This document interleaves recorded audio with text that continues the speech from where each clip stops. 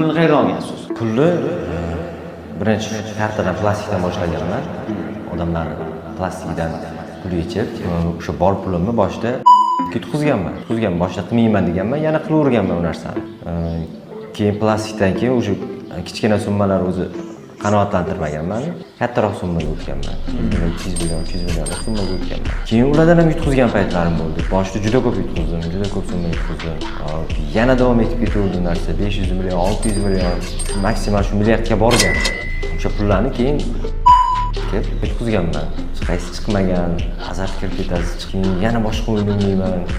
O'zim bilmagan yangi o'ylarni ham o'ylab ko'raman, yutqizaveraman, yana pul.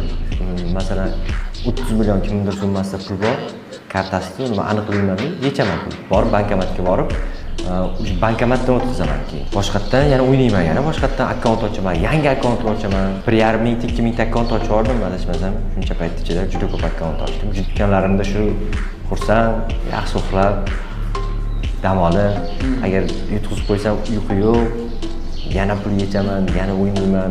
Mendan nima ketyapti deyman.